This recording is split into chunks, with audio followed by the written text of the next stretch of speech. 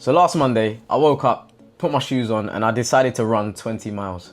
And we're gonna be going through a concept called break to build. You might have heard it before, but we're really gonna be connecting the dots of what breaking the mind does, what it actually does to us, and how it builds this new mind. So one day I was in the jungle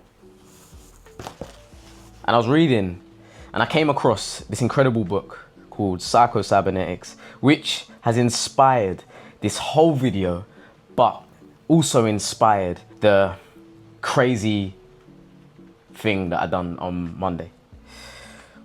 The book's called Psycho-Cybernetics, written by an author called Maxwell Maltz. Recently, I found that I was in a place where I felt like I'd stopped making progress. My self-belief and proof wasn't really aligning. I've got this sort of idea that I can take on the world, and I believe I can. But I hadn't taken on the world for a minute. I hadn't taken on the world for a while, and this was impacting my self-belief.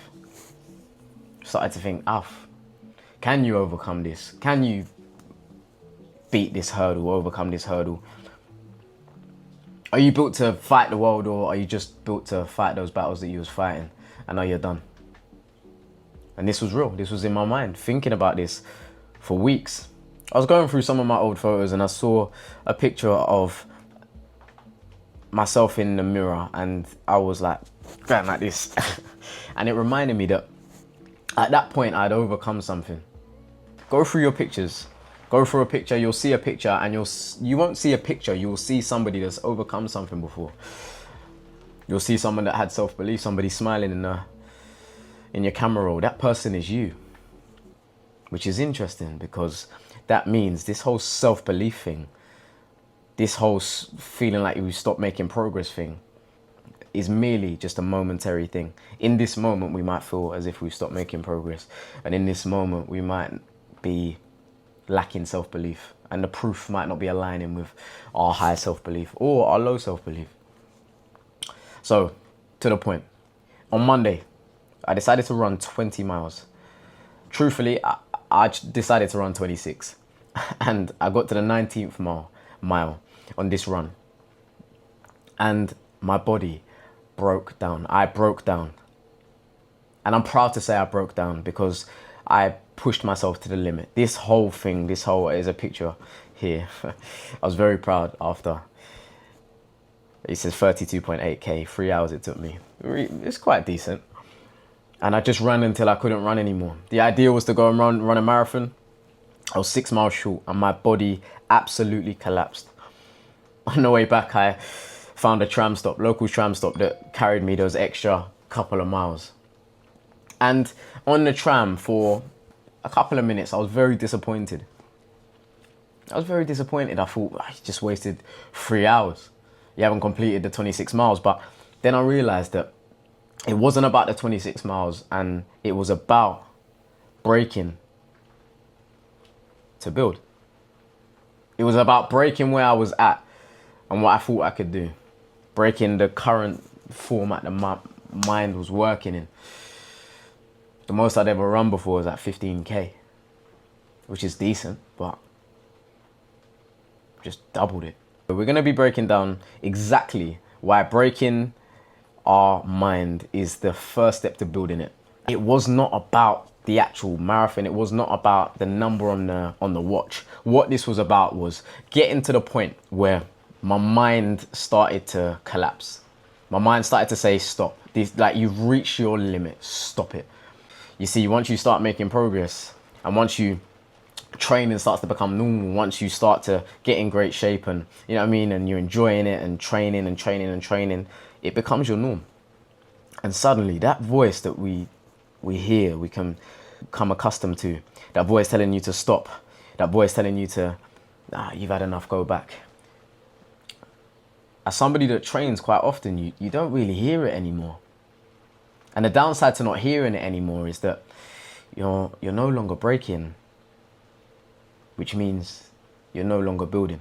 A couple nuggets of wisdom that we took out of this book, Psycho-Cybernetics, was that the brain cannot distinguish between real and vividly imagined experiences. So we know that in our mind, we actually, like psychologically, we cannot tell, the mind cannot tell the difference between an imagined experience and an actual experience. However, the most powerful part is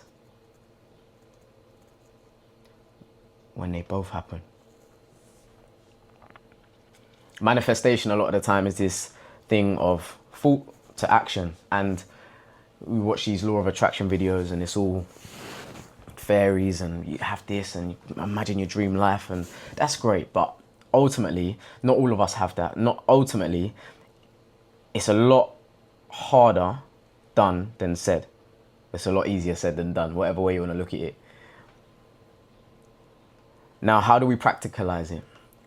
Well, we understand that the brain cannot tell the difference, but the most powerful thing is when they align. So the imagined experience that we've had, I want you to think about that obstacle in your life at the moment, the difficult thing in your life at the moment. Maybe it's getting in shape. Maybe it's you want to get a six-pack by summer. Maybe it's you want bigger biceps. Maybe you want a certain amount of money, income a week, a month, whatever it is. First of all, yeah, there's an imagination period where we have to imagine that it's done. It's already done, because the brain cannot distinguish the difference between real and vividly imagined experience. So we need to keep imagining it as if it's already done. And as we imagine it, we try and attempt to execute it. So before this run, I had imagined I'd already run 26 miles. I'd imagined I'd already done it, even though I'd never attempted anything like that in my life before. The furthest I'd run is 15K. And I just wanted to wake up and double it without any training. So the main thing we're gonna focus on is imagination reshapes identity, but reinforced imagination plus action locks it in permanently. So there's currently a goal that you have. I always go back to getting in shape, because it's something that we all want to do. We all want to look a bit better. We all want to be a bit stronger. We all want to be a bit healthier, of course. But reinforced imagination plus action locks it in permanently. The most powerful concept I got from this book is micro-dosing challenges. Let's get to the practical part of this. The voluntary challenge. This is how to build and break the mind. Other way around. This is how to break and then build the mind. And this is what I've found has helped me a lot in overcoming certain things, in becoming a little bit more consistent with my health and training, and because of this voluntary challenge. Now, challenge is something that it will either be voluntary or involuntary.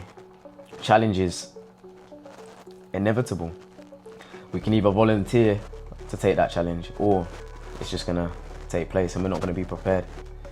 And that is the concept of servo mechanism activation and conditioning. Now, this sounds quite fancy and scientific-y.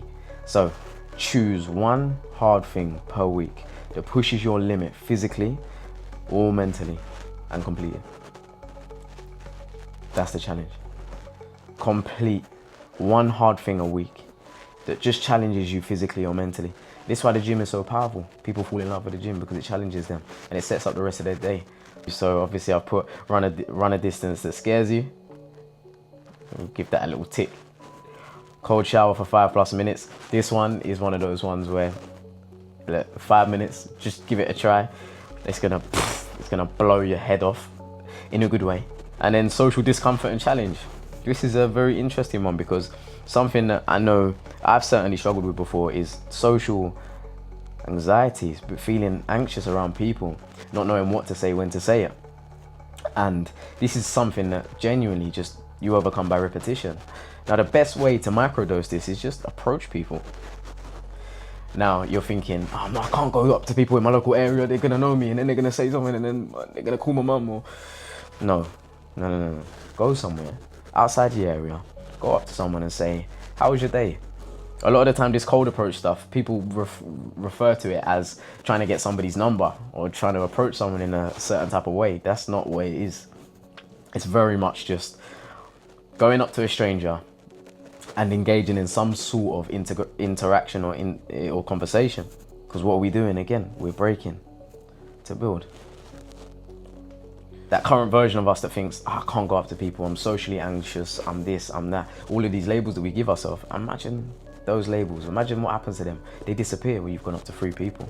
Irrespective of how they've answered you, if you've gone up to 3 people and done this, you're gonna get at least 1 good response, and you're gonna be like, oh flip, wow, it's not as hard as I thought it was. And we'll go back to that point. Imagination reshapes identity, but reinforced imagination plus action locks it in permanently. Don't forget this. So we'll go back to that point. We've gone up to 3 strangers.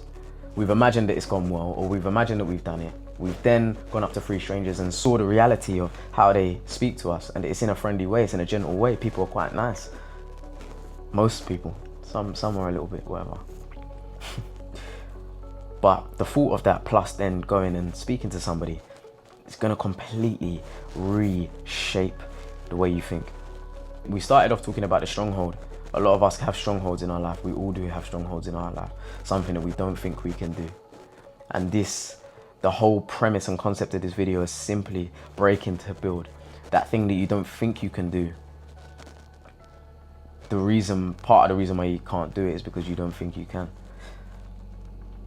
And first of all, the first step to it is imagination. Genuinely thinking about it. I can do it.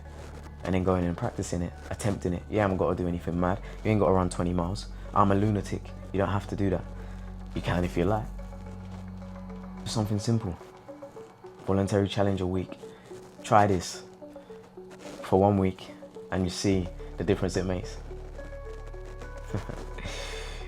Love for the love. And until the next one, see you in a bit.